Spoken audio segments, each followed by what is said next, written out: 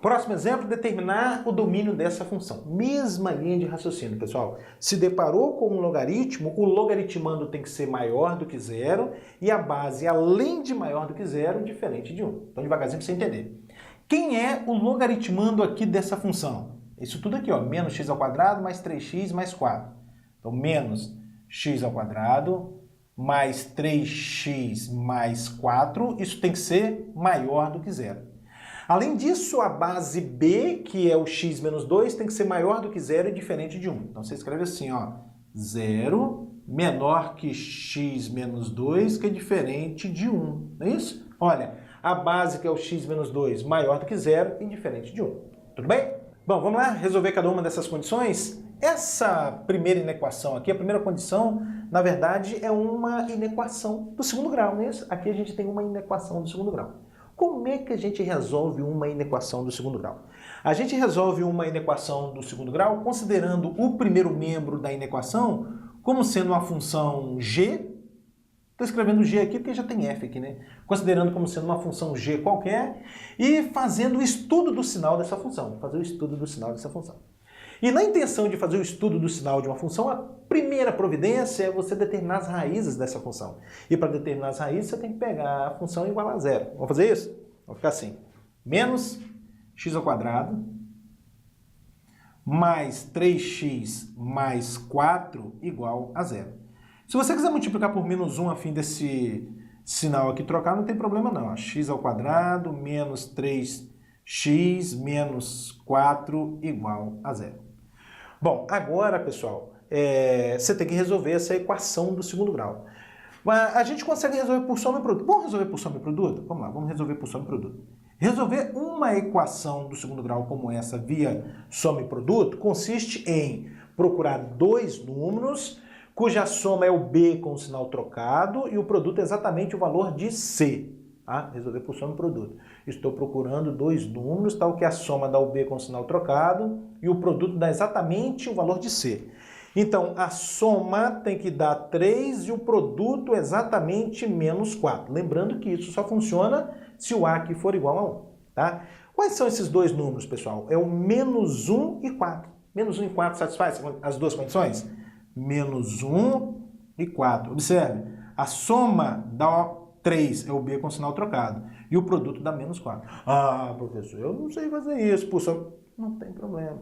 Se você não se sente confortável em fazer assim por soma e produto, você vai usar aquela receita de bolo chamada fórmula de Bhaskara. Basta aplicar a fórmula de Bhaskara aqui que você acha esses valores, menos 1 e 4. O que mais eu devo fazer na intenção de estudar o sinal de uma função, pessoal? Eu devo fazer um esboço gráfico. Então tá, vou fazer o esboço gráfico da função g. Vamos lá. Ora, o gráfico da função g, melhor dizendo, a função g é uma função de segundo grau. Portanto, seu gráfico é uma parábola, na verdade? E além disso, de concavidade voltada para baixo, que o parâmetro a é negativo e vai tocar o eixo x em dois pontos, no menos 1 e 4. Então é algo mais ou menos assim. Ó. Menos 1 e 4. Excelente. Distribuição do sinal agora, menos, mais e menos. O que te interessa, pessoal? O que te interessa? Te interessa aqueles x tais que o g de x é maior do que zero. G de x maior do que zero são os x que estão entre menos 1 e 4. Então você marca aqui, ó, menos 1 e 4. Pronto, pronto. Resolvi aqui a primeira condição, que é essa inequação do segundo grau. Bom, agora olhando para a segunda condição. O que eu vou fazer, pessoal, na intenção de isolar o x, é somar mais 2 a todos os membros, né, dessa relação aí, né? Então vai ficar assim, olha, 0 mais 2 dá 2, menor que x menos 2 mais 2 vai ficar o x sozinho, que é diferente de 1 mais 2, 3. Ah, então beleza, olha só. Os x pertencentes ao domínio dessa função devem satisfazer a essa condição, ou seja, deve estar entre menos 1 e 4, e ao mesmo tempo deve ser maior do que 2 e diferente de 3. Se você consegue enxergar a interseção, beleza. Se não consegue, intervalos numéricos. Lança a mão dos intervalos numéricos. Vamos lá? Então, vou representar essa primeira condição em um intervalo numérico. O que a gente faz? Coloca menos 1 e 4, menos 1 com a bolinha aberta e 4 também com a bolinha aberta. risca entre eles. Agora, a segunda condição, tem que ser o x maior do que 2 e diferente de 3. Lembrando que você deve manter uma certa ordem agora na hora de dispor os números, né? O 2 à direita do menos 1 e o 3 aqui à esquerda do 4, né? Então, olha, x maior do que 2 e diferente de 3 é esse intervalo aqui, ó. Pulo 3, excelente, pronto. Agora, o que tem riscado em comum nos dois intervalos? Bom, é esse pedacinho aqui de 2 até 3 e o pedacinho de 3 a 4. 3 a 4, excelente. Pronto. Assim sendo, o domínio dessa função, quem é? X pertence a R, tal que... Eu vou escrever assim, 2 menor que x, que é menor do que 4, tá vendo? 2 menor que x, que é menor que 4, e x diferente de 3. São os x que estão entre 2 e 4, e além disso ele tem que ser diferente de 3, tá? Então, o domínio dessa função é esse intervalo aqui. Ou seja, o maior subconjunto dos números reais para o qual essa lei de associação está definida é esse aqui, ó. De menos 2 a 4, com exceção do 3. Tudo bem? Domínio de função logarítmica. Mais um exemplo? Bora lá. Mais um exemplo, domínio dessa função f de x igual a logaritmo na base 3 de 0,2 elevado a x menos 25. Então, novamente, pessoal, mesma linha de raciocínio. Você se deparou com um logaritmo, o logaritmando tem que ser maior do que 0 e a base maior do que 0 e diferente de 1. A base aqui a gente não precisa se preocupar, né? Porque a base é 3, já é maior que 0 e diferente de 1. Não vamos esquentar a cabeça com ela, não é verdade? Vamos pensar apenas no logaritmando aqui, né? O logaritmando é o 0,2 elevado a x menos 25. Então você escreve 0,2 elevado a x menos 25 tem que ser maior do que 0. Ou seja, 0,2 elevado a x maior do que o menos 25 para o segundo membro, mais 25. E o que a gente obteve aqui agora, pessoal, o que a gente obteve foi uma inequação exponencial, não é verdade? Não é uma inequação exponencial? Por que é chamada de inequação exponencial? Porque o x, a incógnita, faz parte do expoente, tá vendo? Então a gente tem aqui uma inequação exponencial.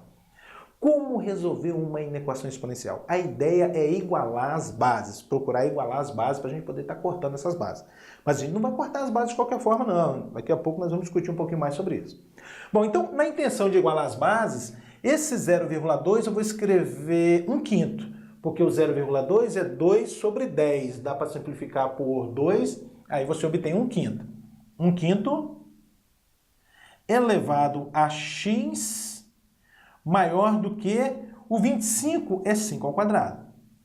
Então, na intenção de igualar as bases, eu vou inverter esse 5 aqui, olha, e escrever assim, ó, 1/5 elevado a x maior que... Bom, o inverso de 5 é 1/5, lembrando que quando você inverte a base de uma potência, você tem que trocar o sinal do expoente, tudo bem? Então, fica 1/5 elevado a x maior que 1/5 elevado a menos 2. Agora a gente tem que lembrar das propriedades das funções exponenciais, que diz o seguinte, a primeira delas, se a é um número maior do que 1, né? A maior do que 1.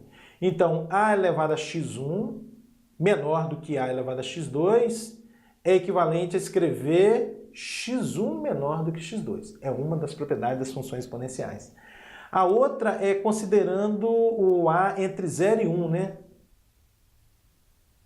Aí a gente tem o seguinte, a elevado a x1 menor do que a elevado a x2 é equivalente a escrever x1 maior do que x2. O que elas dizem pra gente? Elas dizem o seguinte, a primeira aqui, olha. Toda vez que você tiver uma desigualdade entre duas potências de mesma base A maior do que 1, você pode cortar as bases e manter o sinal da desigualdade. Corta as bases, mantém o sinal da desigualdade. Essa propriedade diz o seguinte, essa aqui, ó, toda vez que você tiver uma desigualdade entre duas potências de mesma base A, e essa base A for um número entre 0 e 1, você também pode cortar as bases, só que tem que inverter o sinal da desigualdade. Aqui é menor, passa a ser maior. Se aqui fosse maior, passaria a ser menor. Tudo bem? Vamos ver em qual contexto que a gente está? Eu tenho aqui uma desigualdade entre duas potências de mesma base de 1/5, que é um número entre 0 e 1. Então, de acordo com a propriedade, o que eu tenho que fazer? Eu tenho que cortar as bases, eu posso sim cortar as bases, só que eu tenho que trocar o sinal da desigualdade. Então aqui maior passa a ser menor. X menor do que menos 2. Aí, o domínio da função, x pertence a R, tal que x é menor que menos 2. Aí você poderia estar me perguntando o seguinte, mas professor, veja bem, se a partir desse ponto aqui, olha só, a partir desse ponto, se eu tivesse invertido 1/5, eu iria ficar 5. Aí eu teria uma desigualdade entre duas potências de mesma base, 5, que é um número maior do que 1. O sinal iria se conservar. Será que eu vou obter o mesmo resultado? Vai. Quer ver? Olha só. Aqui, 1/5 elevado a x é o mesmo que 5 elevado a menos x, né? Se você inverte a base, você tem que trocar o sinal do expoente. Mais x, coloca menos x. Maior do que 5 ao quadrado. Bom, então eu tenho aqui uma desigualdade entre duas potências de mesma base, 5, que é um número maior do que 1. Então a propriedade diz que você pode cortar as bases e manter o sinal da desigualdade. Menos x maior do que 2. Opa, mas menos x maior do que 2, você tem que multiplicar por menos 1, o que você obtém? Ó, x menor que menos 2. Lembrando que quando você multiplica uma desigualdade como essa por um número negativo, você tem que trocar todos os sinais, inclusive de maior passa para menor. Deu a mesma coisa? Olha que bacana, não é verdade?